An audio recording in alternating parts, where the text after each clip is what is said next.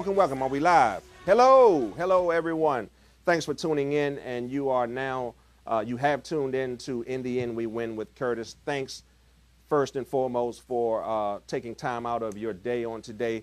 And before we move too far, I definitely want to acknowledge Dr. Martin Luther King on this day of service.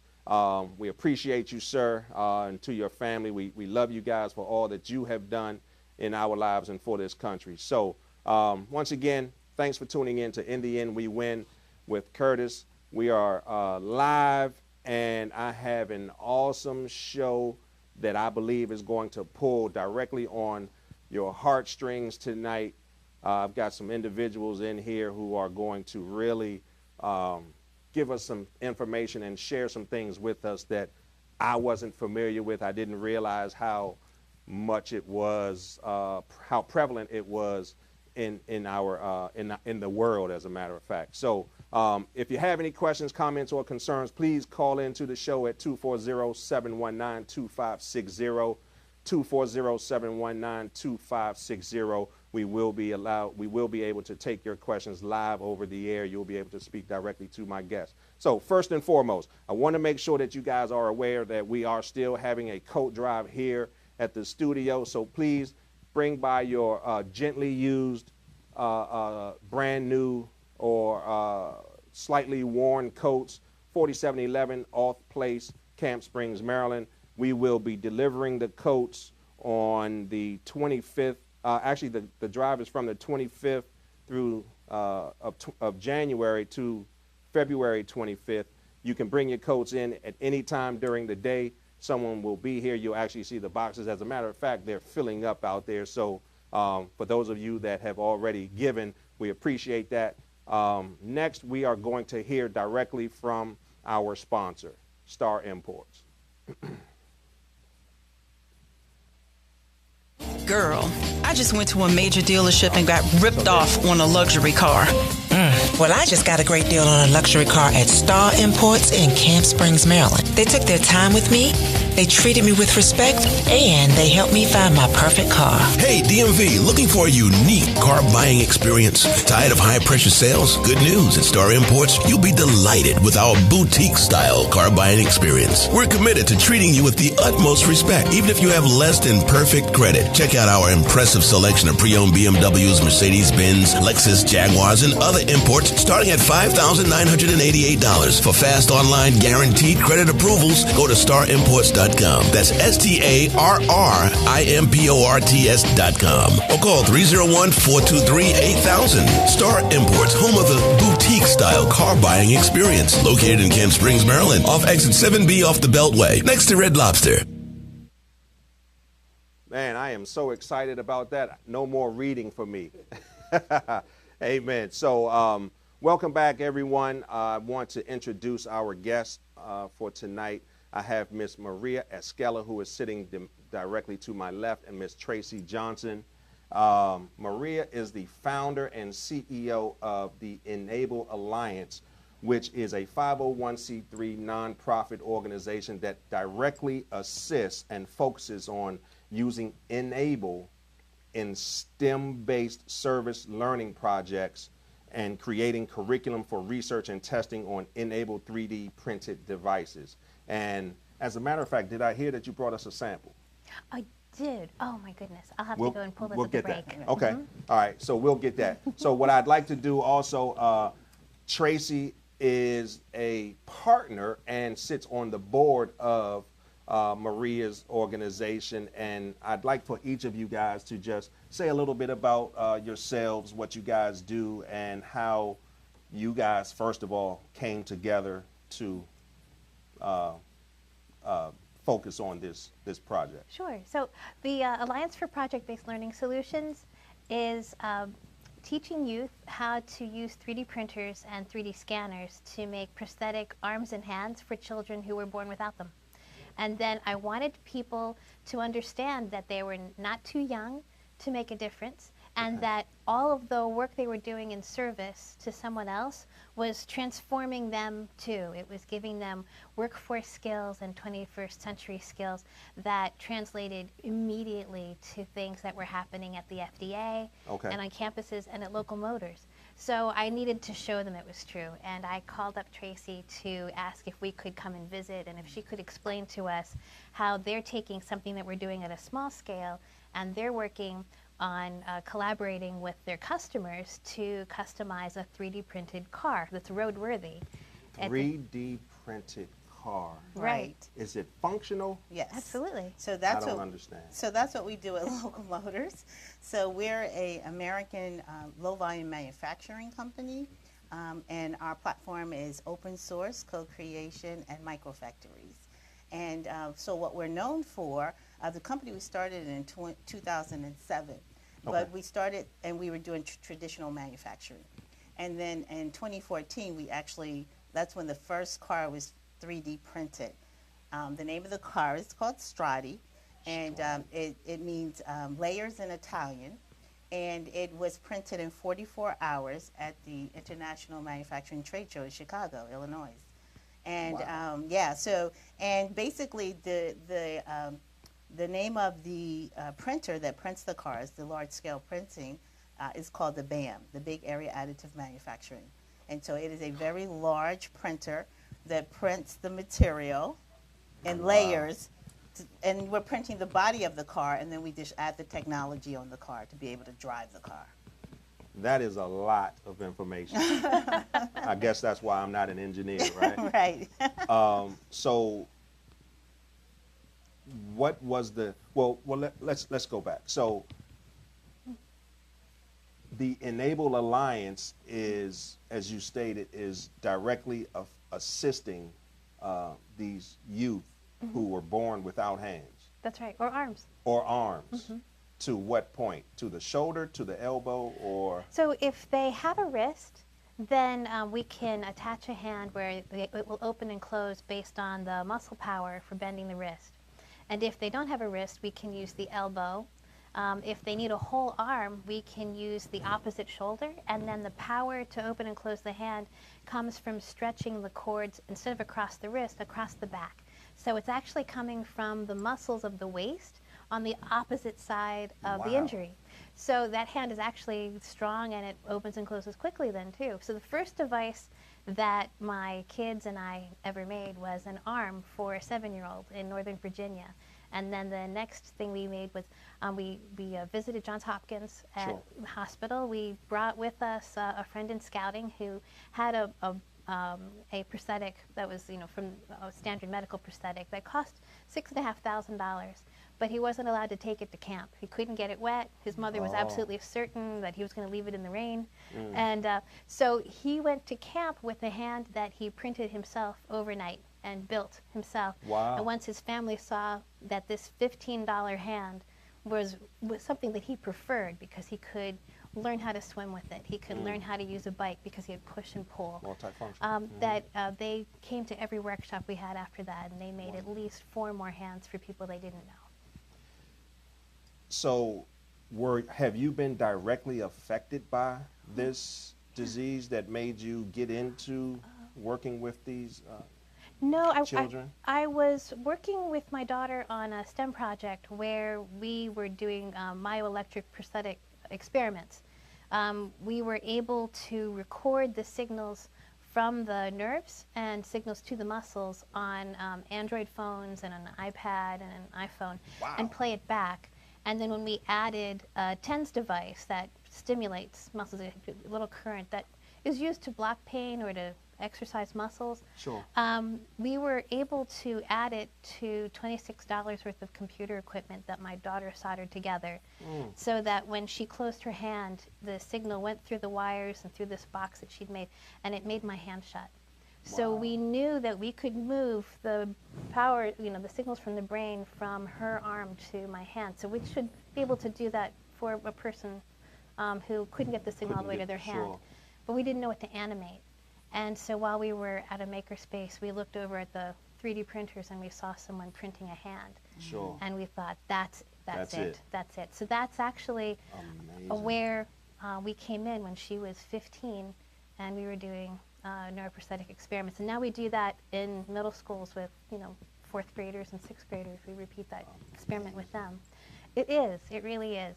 But we didn't actually have someone in our family who needed that. I knew people from my work at Johns Hopkins Hospital, but it's also, we knew people in the community in scouting who needed hands like that. And then we met Dr. Albert Chi. He was going to be visited by a team from Ziv Medical Center. That's the northernmost hospital in Israel.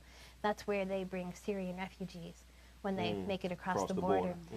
And they asked for a shoe store like inventory because they needed to treat a lot of people very quickly. They asked for 60 hands and 18 arms. Wow. And so in 48 days, the kids at our church and the kids in scouting and in our school, we learned how to use a 3D printer, and we made 60 hands and we made 3 arms. And we started giving them away for free, just like everybody else in the enabled community. Awesome. And we keep going now. Wow. So it changes us just as much. It really does. Wow, that's awesome. So who benefits the most from the device and from your work? Obviously the children, but I think the parents. and Oh, family. The community. I can only imagine that with the wars that are going on in the world, as soldiers lose limbs, unfortunately, do you provide? Is this something that can be provided for them as well? Oh, sure. And then there are female veterans who are choosing between starting a family and having prosthetics that fit them all day long. Because over the course of the day, a woman who's pregnant might not be able to have a functioning prosthetic. By the middle of the day, it might not fit anymore. And so that's a really, they're angry about that.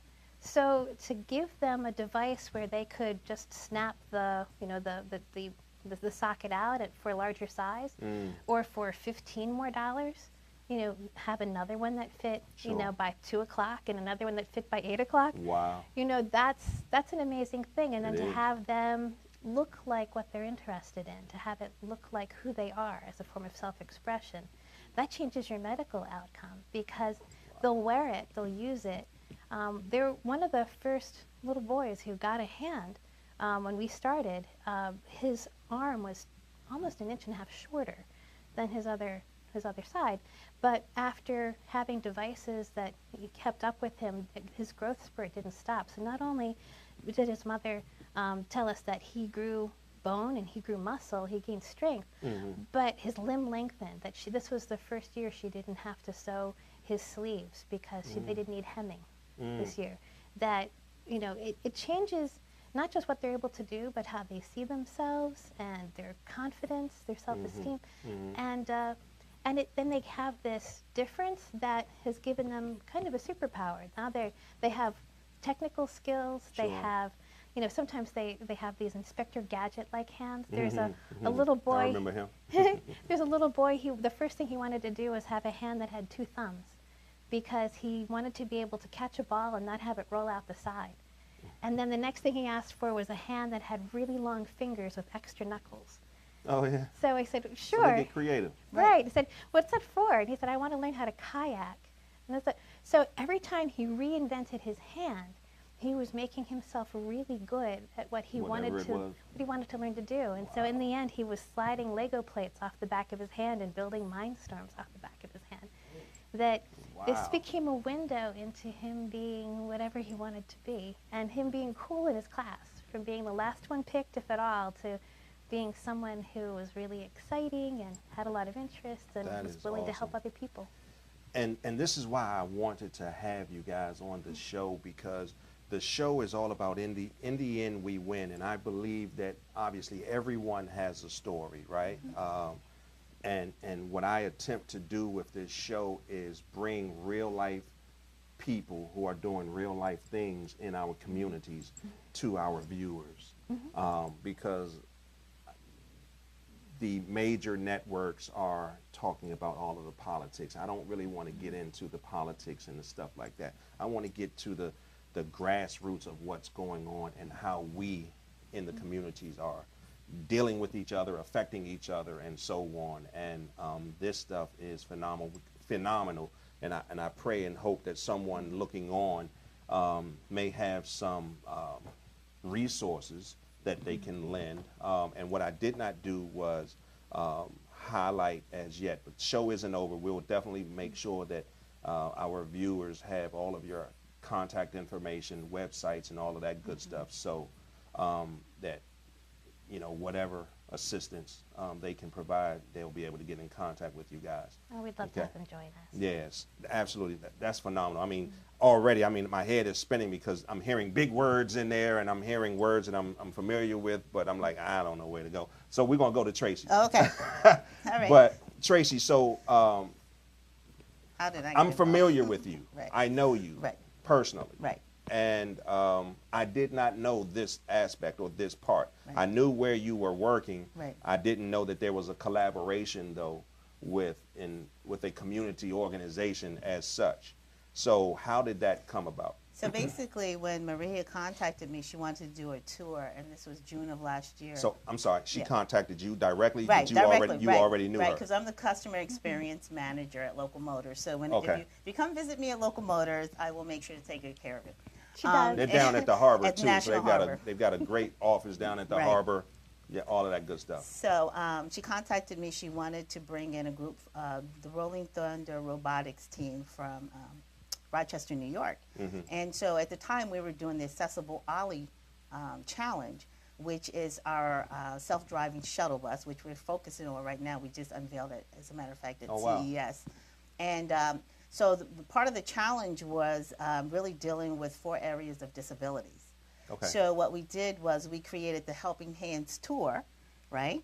And we introduced that with the Accessible Ollie Challenge in the office. So her students came, and they actually did, we did a challenge together, and we called it the Helping Hands Tour. So that's kind of how we started. And they were so inspired. So when she was coordinating the EnableCon conference during this past Christmas season, she called me again. And I said, well, Maria, I have a big idea. And I said, I want to do the Helping Hands Holiday STEM project and fundraiser. She said, what? Fundraiser. What? I'm like, yes. I just really wanted to do something that would bring the whole community together to work together. And I wanted to raise funds to help this organization. Because I was so inspired because of a young boy in my church back in New Jersey. His name is Janeer. I met him when he was 4 years old, and he was missing a hand. And introducing my kids to him, my kids were afraid to shake his hand. And he was always so happy and so full of love and so full of God, and he would always put his limb out, and they would be, they were afraid. So I always remembered Janeer and how much, how comfortable he was in his own skin and who he was. So when I found out about this organization and what they were doing, and it still brings tears to my eyes, I thought, man, I got to get a hand for Janira. This would be so great. So that's why I was so moved to do the fundraiser, because I really wanted to do something. And, I just think, even today with celebrating Martin Luther King and the Day of Service, it's like you don't know the impact you can make once you make a decision that you just want to do something. You just want to help. And that's all it was. And so we put together the Helping Hands Holiday. And so this project, what it was, is we 3D printed using the same material that we used to print the hands. We printed ornaments, Christmas ornaments. And we got everyone in the community involved. I mean, when I tell you everyone, we got the Maryland Manufacturing Extension Partnership, okay? They helped us. We got, and I don't want to name everybody, but the National Harbor, the Director of Marketing for National Harbor, she helped us out. I mean, everyone I called, we just thought it was such a great awesome. Right, project. And then we got the STEM students. So we 3D printed the ornaments. We got to talk about the University of Maryland that has a lab with 60 printers, and they allowed us to print the ornaments, and then the materials were donated. So we didn't have to really pay for anything. So we decorated these ornaments, and people came to Local Motors. They gave a donation, and they got to pick out an ornament that was customized. So help me understand. So now we're printing out the design of the ornament on a sheet of paper? No. No. So help me understand. So we use MakerBots is the name of the printer. MakerBots. Right. MakerBots. B-O-T. Bots. Right. B-O-T-S. Okay. And so the material that we use is, I'll let Maria. She's the expert. You can explain the material and the ABS plastic that we use. So there's different kinds of plastic. There is different. So there's an oil-based plastic that is ABS, and that's like a plastic for a Lego. Really hard, durable, brittle in a way too. And then there's a PLA plastic, which is based on corn, and it will break down in the environment over time. Oh.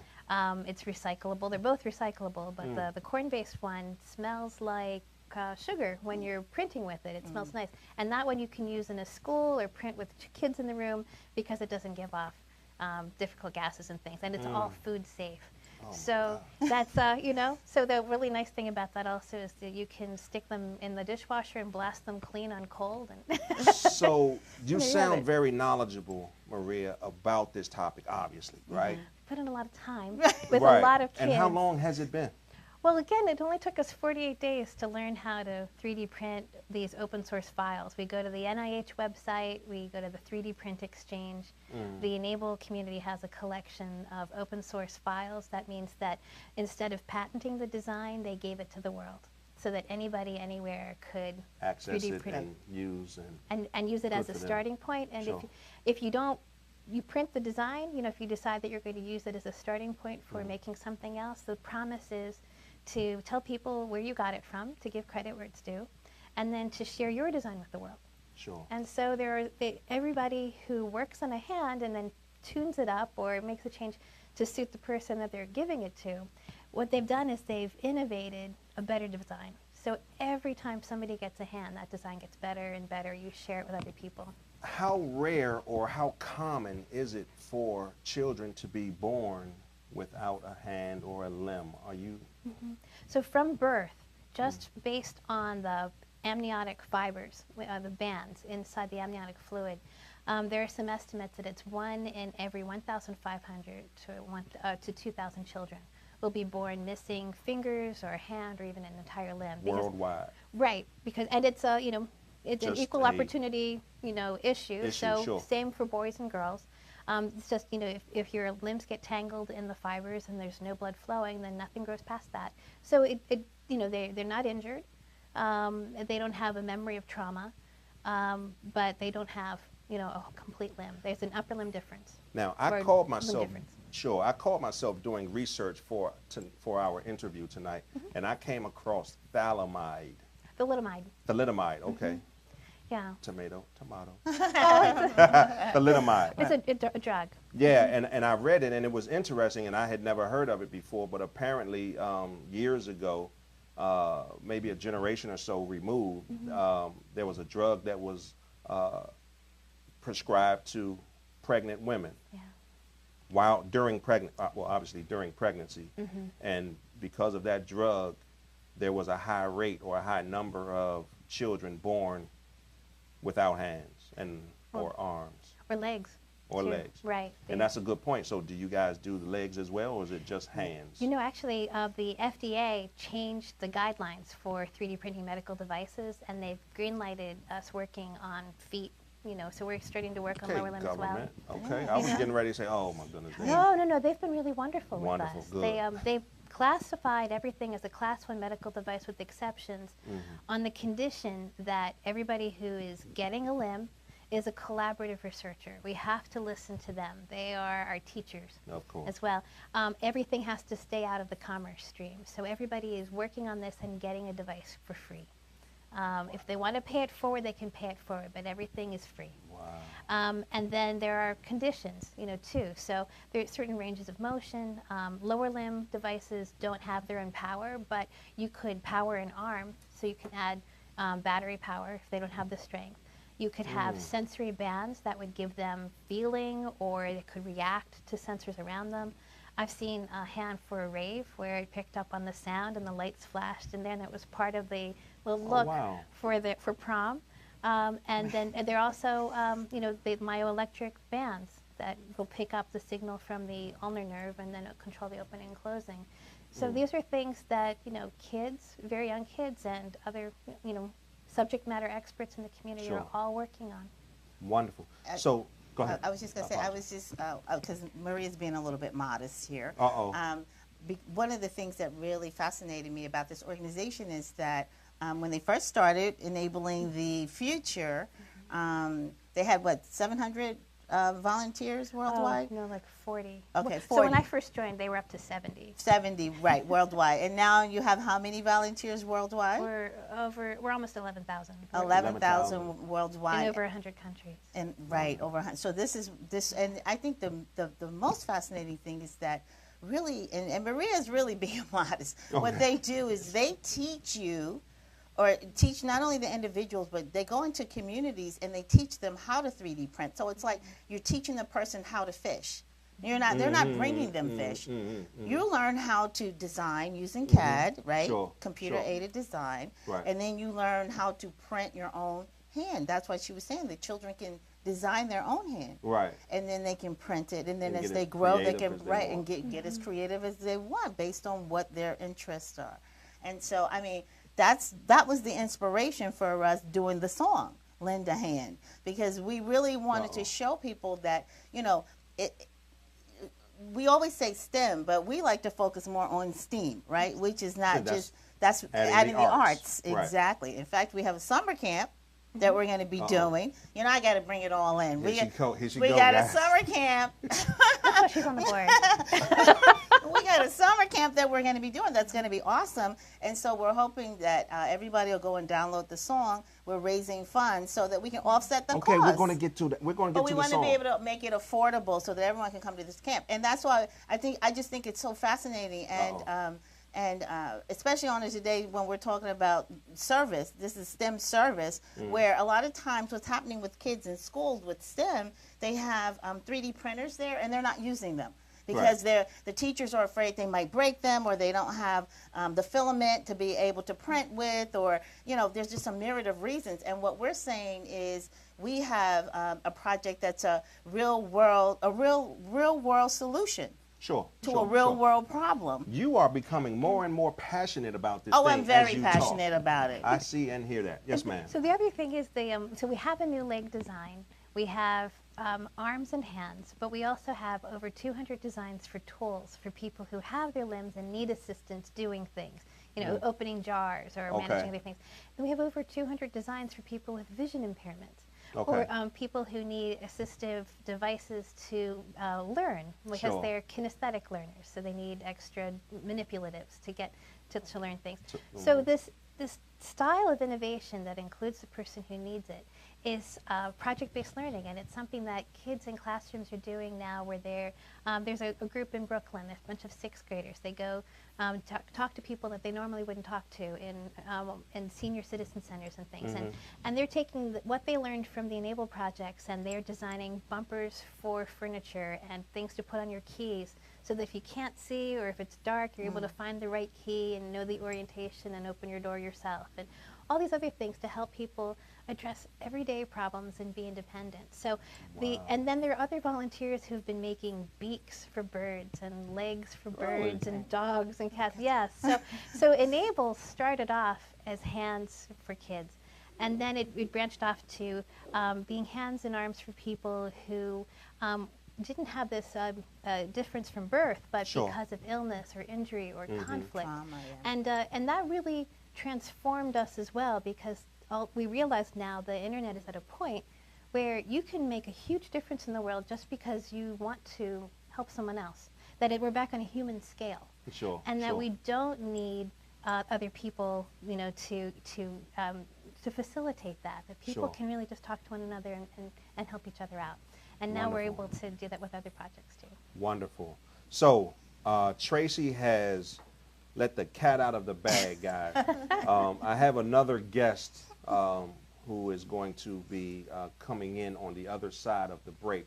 But during the break, which we're going to take here in the next 45 to 30 seconds or so, we're going to show a video with this song that none other than Jay Isaac, Tracy's son, created,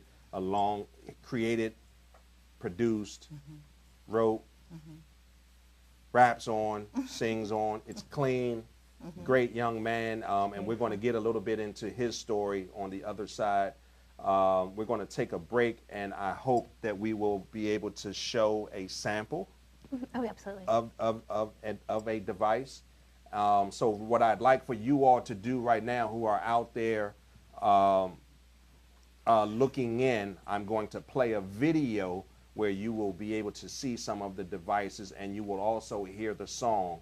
And at the end of the show tonight, we will give all of the contact information for you guys to reach directly to Miss Maria, as well as to be able to reach out to Tracy and to download the song, which you have heard directly that by purchasing the song, you will be giving as well to the cause. So right now what we're going to do is we're going to play this video. It's called Lend a Hand. So please watch and listen. I think you will enjoy it because I sure did. I've seen it a few times, and here we go.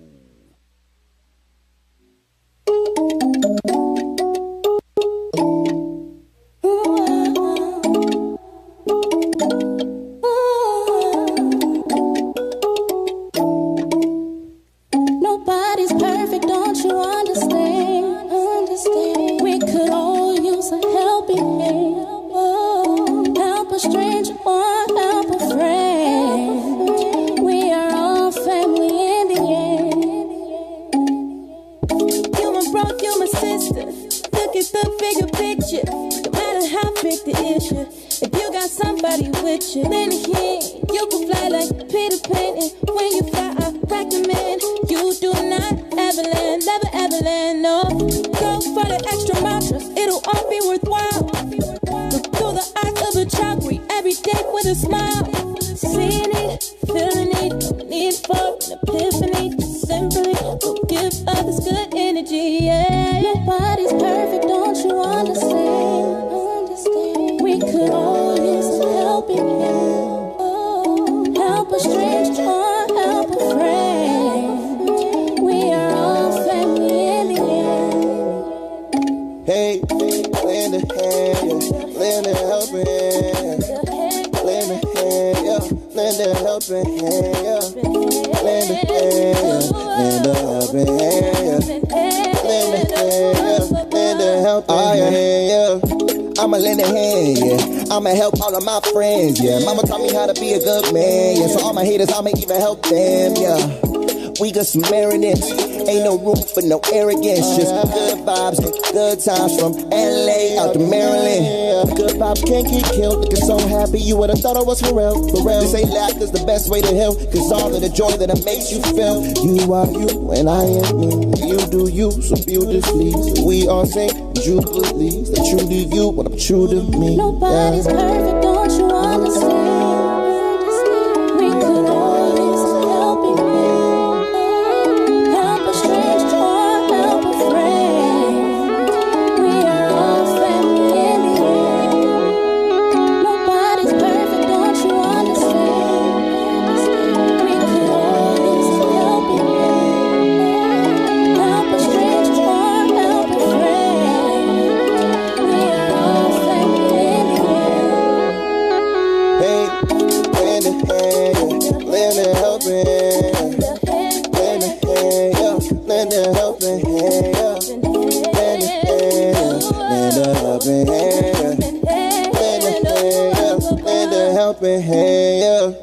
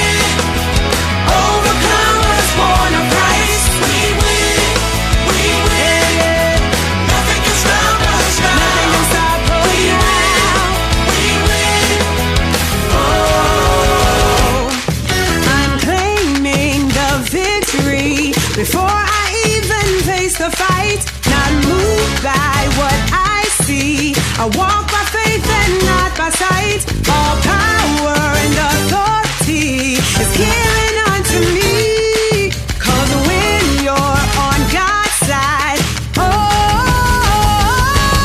we win, we win.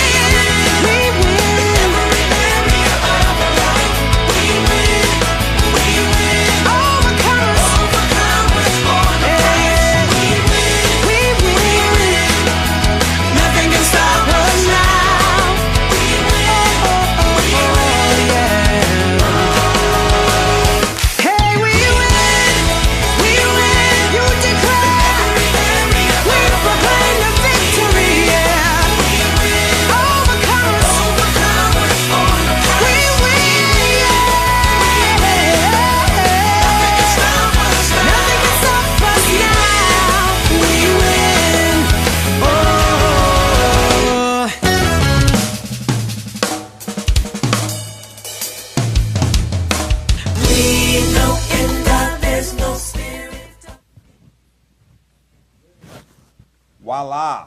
Welcome back, everyone. Thanks for tuning in again. You are again tuning in to In the End We Win with Curtis, and I have another guest who is just as exciting, and he has an interesting story, and I will allow him to talk about himself, give his bio and all that good stuff. So I'd like to introduce to you guys Jay Isaac. Jay Isaac has that video that you guys just saw, Jay Isaac wrote the song. He wrote the lyrics for the song. He produced it, and whatever else goes with all of that good stuff. So this is Mr. Jay Isaac, everyone. Thank you for the introduction. Very humbling. Very cheesy. Yeah. But yeah, man, I'm so passionate about this. When I met you, Maria, I was like, yo, the fact that you guys are, really going out of your way to make sure that, these kids have an opportunity that they otherwise wouldn't have had is just, amazing. And there's one thing that my mom was saying about it is that it's actually fixing a problem, and an issue. So one thing that I kind of base my whole career off of is community outreach, So as opposed to being one of the people who like make it and then start to help people after they made it, I'm doing this for the people from the beginning, from the get-go.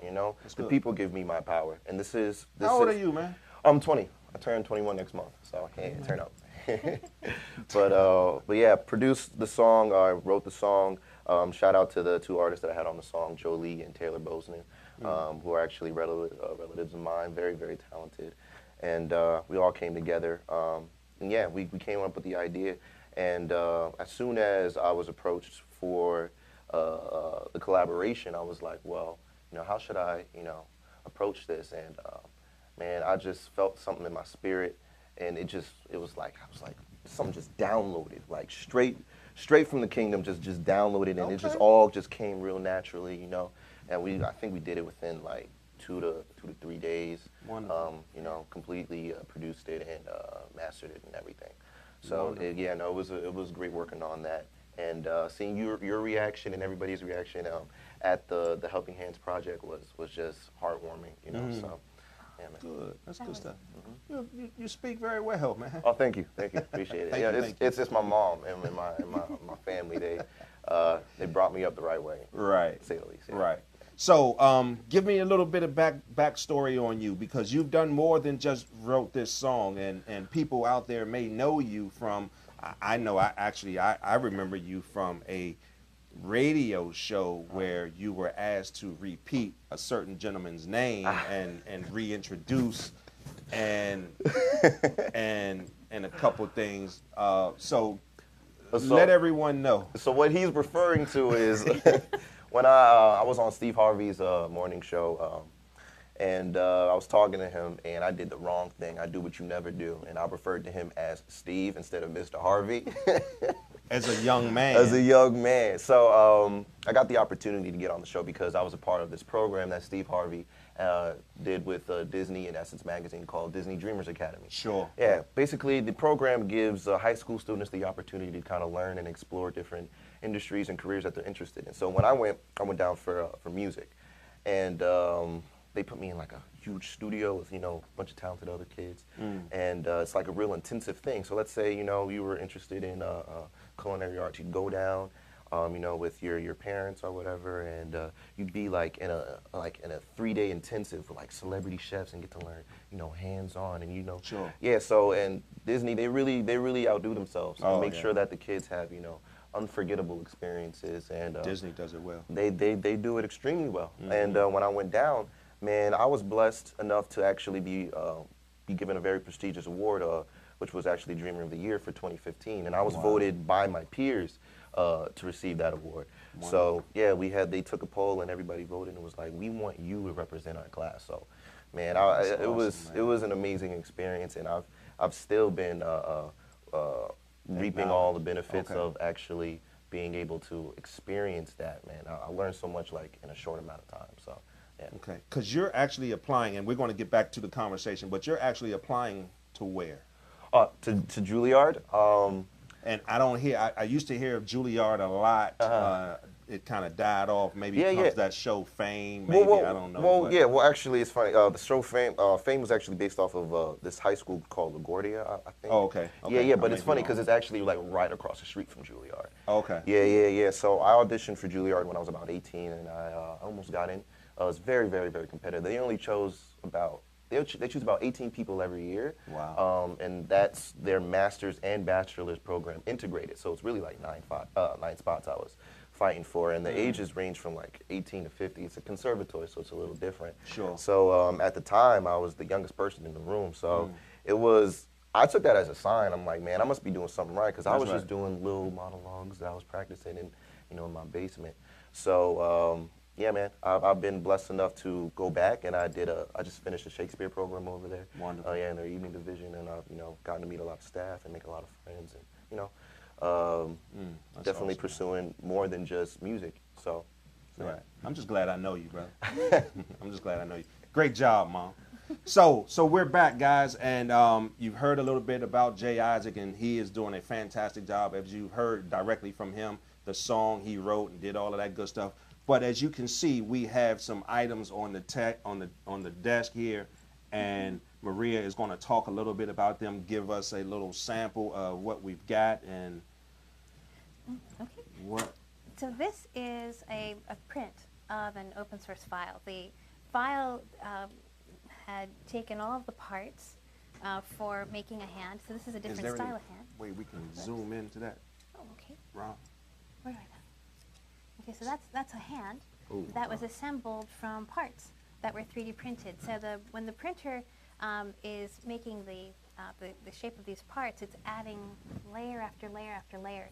The filament looks a lot like weed whacker plastic, a spool of plastic. Oh, sure. And then when it is heated up, it's heated up to about 260 degrees, and there are tiny little wheels in the extruder, and they grab the plastic and very slowly pull it down, heat it up, and when it comes out, it's about the thickness of your hair. And the computer has taken this solid design and it's sliced it so that it knows exactly where to trace this melting plastic one layer at a time. Once it finishes one layer, then it goes up a tiny bit, and then it traces the next layer, and then it keeps adding to what it's already printed. That's called additive manufacturing. So this is what a sample of a print would look like when it's coming right off of the printer. So the kids will snap these apart, and they'll clean up a little bit of flashing here. This will unzip really easily. You can see how easy that is to pull apart. And then they'll start putting the pieces together. So this hand, instead of using elastic cords, is using the elastics from the orthodontics. This was a design that was worked on by a 16 and a 17-year-old who apparently did not wear their elastics very often, had a lot of these in the house. And it is a lot easier to put the elastic bands on than it is to push elastic cord through the through tiny holes. So you can imagine running elastics through there and unzipping it through. So the idea is that when you have the static cords tied on the inside of the fingertips, that these will get shorter if you are making the strings longer at the wrist. So if you bend your wrist here, I see how it crashed. makes the fingers shorter there.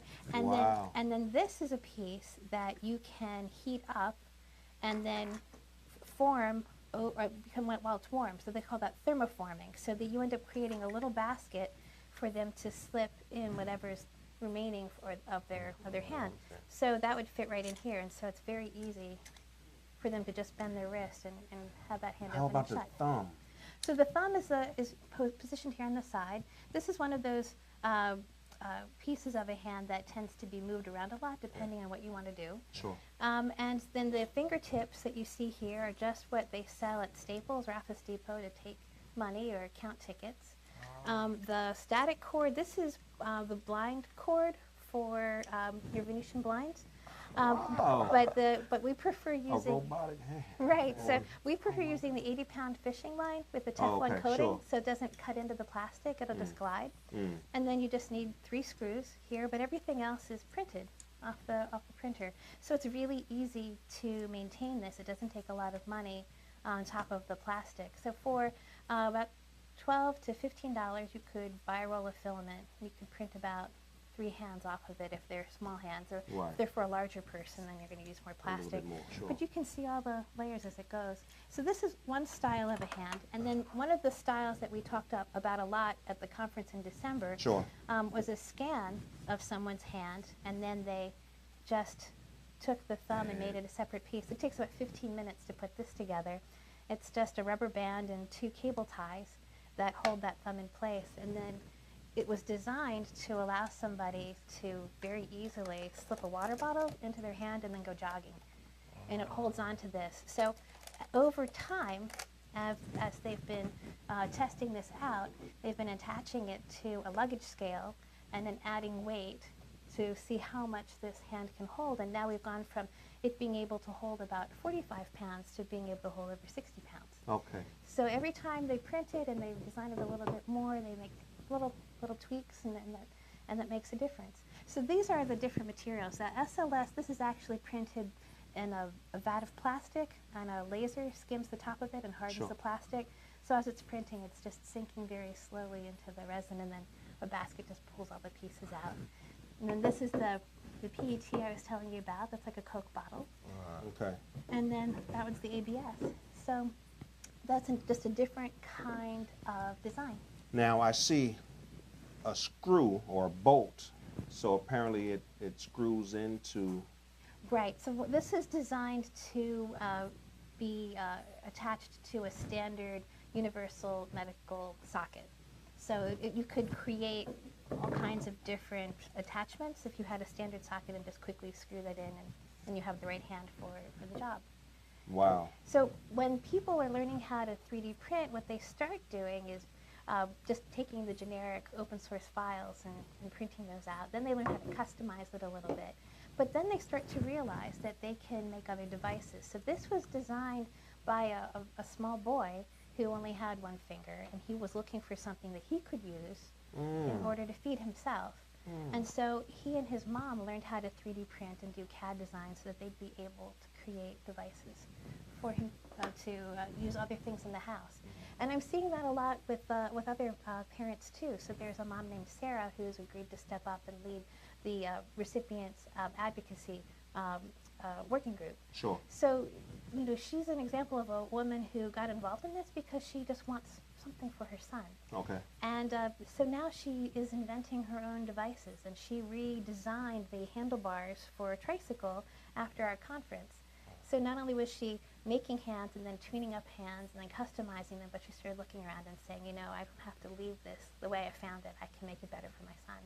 And so those are more devices that get shared in the community. Wow. Yeah, yeah. So they say necessity is the mother of all invention, right? Absolutely. So when you're looking for something, you know, and you're wondering, you know, why are there not more women in STEM? I'm sure there are a lot of women inventors who just aren't visible. And what I'm really hoping is that this is a project where we not only find that we're able to get devices to the you know, the boys and the girls who need them, but also that we're able to recognize that there are women designers who are doing amazing work and visionary work. You know, they're not with the training that you would have expected, but this is one of the situations where informal education is just as good, you know, for people to will use this technology and that they deserve access to it. So that's what we try to do. And I was going to ask you earlier, is there any medical education in your background? Is this just? So it's an administrative function. So I was the senior residency coordinator for all of the residencies and fellowships in the neurosciences at Johns Hopkins. Okay. I've been the medical director for camps. I work in the medical reserve. So I've been trained up to be one of the responders if there's a mass casualty incident or a bioterrorist event or something like that. So in those ways, you know, as a first responder and first aid, and then I'm a Moulage specialist. So one of the things I like to do is help people prepare for first aid scenarios by using a lot of theater skills, and then theater skills. Yes, so the scouts are really wonderful. Once they learn what the symptomology is for a certain kind of injury, they'll run with me, and we can create all kinds of dementor attacks and all kinds of other, you know, crazy Oompa Loompa incidents. You know, we can create all kinds of crazy fantasy scenarios that will teach Cub Scouts and Girl Scouts and others to run through the paces for a real scenario. It'll get your blood going, it gets your adrenaline going, but, you know, it adds that element of realism, but working with the kids in Moulage, I like to add the fantasy to it, so it keeps it light. So, where is your office located? Columbia, Maryland. But I spend a lot of time at University of Maryland and a lot of time at Nova Labs in Virginia. Those are excellent places for anybody to go and get access to this. So your normal day consists of what? What does it look like once you leave the house and you're on your way? Is it? Oh, wow. So the email is always interesting. Sometimes it's terrifying. Email. Right. I tried the images that come, the requests for devices that come from people. You know, the 5th Showing of July. Showing you the severity of people's injuries or. Right. So the 5th of July can be very depressing, seeing what people did with After fireworks the day before. Really? Oh, just, you know, do not hold a glass bottle with fireworks and think that you're going to come out of that ahead. That's not going to work. So, you know, people who say this is what happened to a family member and need help. And then there are incidents in the world, the stories of the refugees. You know, we get a lot of emails that, you know, they can change your day for, you know, they could throw you for 15 minutes and then you just kind of regroup and you think to yourself, well, you know, we're going to make this better. We're going to find some way to help this person. Right.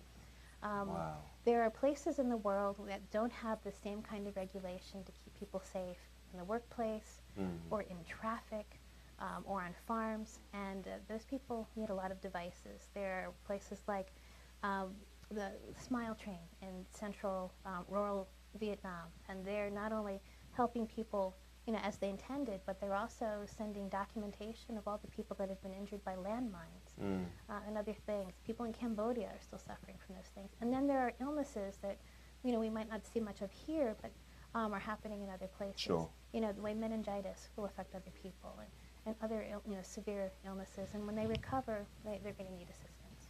What's next? How far can it go?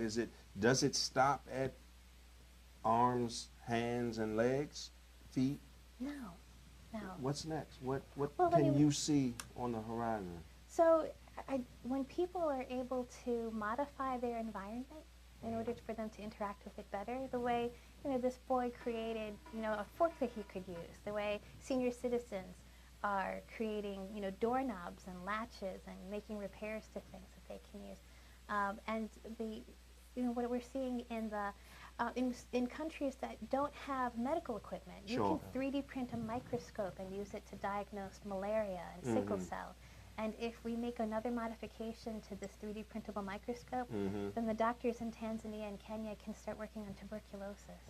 It's something that a kid could make here in school or at camp and then send that microscope to somebody who's able to use it. And medical devices that you can use once and then burn and then print another one that's fresh and clean and ready to use. But you can also use 3D printing to respond to crises, disasters. So you can do it for emergency response and then disaster recovery and then for resilience of a community. So there are places like Communautaire that have been landing pads for almost 260 organizations responding to crises in Haiti or in Nepal or in the Philippines. And so this is technology that you can invent your future, you can picture it, but you can also create what you need when you need it in the middle of a crisis. Wow, awesome. Wow. So we've got a few minutes left. What's next for you, sir? Well, I've actually just released my second project, Freshman Graduation, about 2 days ago. It's the follow-up to my first project, Freshman Orientation. I have some dates in New York City coming up, as well as Boise, Idaho. Yeah, getting around, performing, going to a few different places. And man, this project is something I hold very, very dear to me. I've been working on it for about like 2 years. It has undergone a lot of changes, and man, I had to live a little bit in order for me to make it. You know, I had to experience some things. And I've just grown as a person. And for me, what it really symbolized was me moving on to like the next phase of life, you know? So You're 20 years old, huh? yeah. Not even quite 20 yet. Not even quite 20. Yeah. Soon 21, soon 21. Okay, 19. Okay. Yeah. You have a fire in you. Yeah, he does. You can see the world with that light. Yeah. Thank you. But that's why I really appreciate, you know, what you guys are doing. You know, there's so many applications with 3D printing. It's like literally like endless because, you know, it's relatively, you know, very inexpensive, you know? So it gives so many people access to things that they didn't have access to. And it's recyclable and it's fun. Yeah. So you have, you know. It encourages creativity, you know? So I'm hoping that we'll be able to train up staff for a summer camp where kids can make their own limbs. But that trajectory from those summer camps to where we are right now, we have a lot of workshops to hold. we have a lot of art to make. And then there are museums like the British Museum that said, you know, we have a digital collection. Use it for inspiration. Use it to make, you know, add the textile patterns and stones and other other things to decorate these hands and make them wonderful. And you know, I think we have to collaborate with the veterans more too. We've got an exoskeleton now to support exoskeletons. So we help them walk. Wow. Well, right now it's for the upper limb. And Okay. Then in Hopkins and then other places, when they're controlling for seizures, sometimes they'll remove half the brain. The brain has moved the information to the other side that's healthy, but there's still weakness on that side. So they can come out of a surgery like that able to still, you know, see out of their both eyes and, you know, walk and run and so on. But they'll need that extra support. And so we just released a second design for an exoskeleton. So there's a lot of opportunities there to help anybody with traumatic brain injury and other Wow. issues too. Wonderful. So we're running out of time, unfortunately. I mean, I can ask questions all night about this. This is fascinating. Next time I'll bring your printer. Yes, yeah. So what we're going to do is we're going to play the song and the video again for our audience. At the end, you guys will see how you can download the song. So I encourage you all to do that. Tell your friends, family, and all that good stuff. Tell everyone you can. You've heard it for yourself. In living color, Miss Maria Escala is right here, and her office is out of Colombia, but she's doing a fantastic job for people. There are people all over the world who are doing a fantastic job, and it's There's that humility in you. Oh, it's everything we can do to support them. So the Enable Alliance is supporting people who galvanized around enabling-the-future.org. Sure. And then you've got Lend a Hand. Right? Yeah, we have the song, which was it was such a great collaborative effort, you know. Yeah. So as soon as we come out of the video, we're going to talk about how to contact, connect, and all of that good stuff. Emails and all of that good stuff. Right. I want to make sure that everyone gets another chance before they tune out to see the song, hear the song, and see the video of just what you guys are doing. We love this each day. song. It really got us fired up when we were working on things.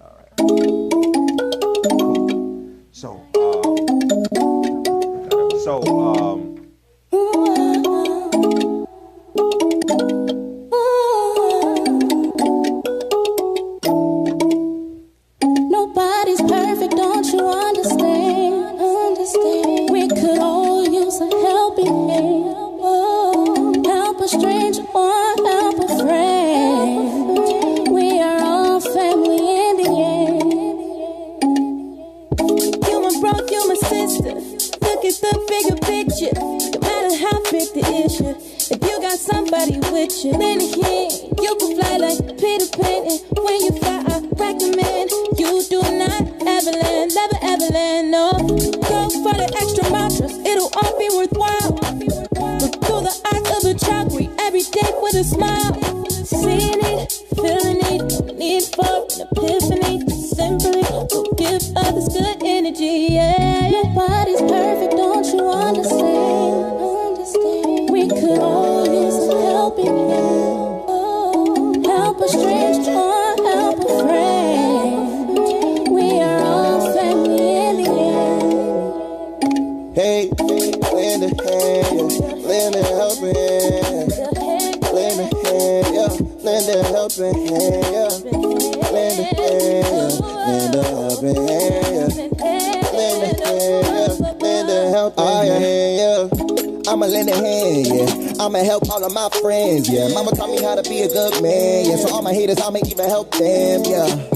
We good Samaritans, ain't no room for no arrogance. Just good vibes and good times from LA out to Maryland. Good vibes can't get killed, looking so happy. You would've thought I was for real, for real. Just say laughter's the best way to heal, cause all of the joy that it makes you feel. You are you and I am me. You do you so beautifully. So we all sing jubilee. Stay true to you when I'm true to me. Nobody's perfect, don't you understand?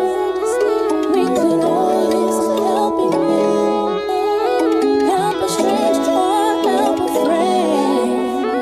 We are all family in the end.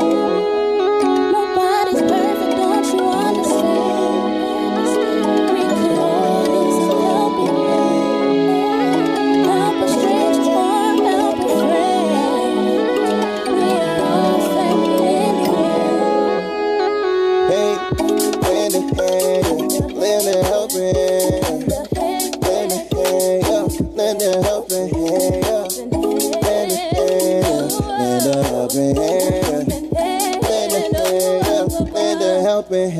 yeah.